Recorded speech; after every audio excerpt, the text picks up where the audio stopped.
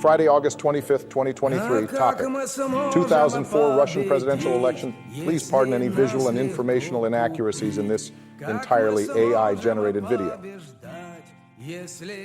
This text discusses the criticisms and observations of various international bodies on the conduct of recent elections in Russia, highlighting issues of bias and fairness. The listing of candidates on the ballot paper is done in alphabetical order according to the Russian alphabet. Observers from the Organization for Security and Cooperation in Europe and the Parliamentary Assembly of the Council of Europe have criticized recent elections, citing abuses of government resources, bias in state media, and instances of ballot stuffing. While the elections were generally well administrated, they lacked elements of a genuine democratic contest, the observers said. However, observers from the Commonwealth of Independent States recognized the election as free, democratic, and fair. The Parliamentary Assembly of the Council of Europe, PACE, has criticized Russia's presidential election process, citing the requirement to collect 2 million signatures as an unreasonable hurdle for candidates. PACE also raised concerns about the Russian Constitution's stipulation that a new round of elections must be held if voter turnout is less than 50%.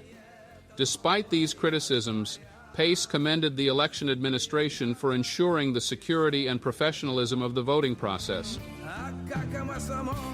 The International Election Observation Mission has concluded that state-controlled media in Russia showed clear bias towards incumbent President Putin during the presidential election.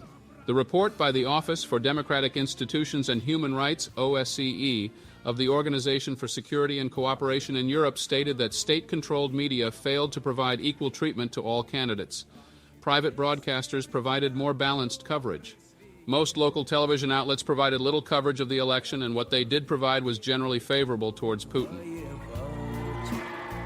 The Yabloko Party and several human rights organizations have urged voters to boycott the election in protest against what they perceive as the country's slide into authoritarianism, according to Yabloko's leader Grigory Yavlinsky. Despite mixed reviews, the election process continues, reflecting the complex dynamics of democracy and international observation in Russia's political landscape.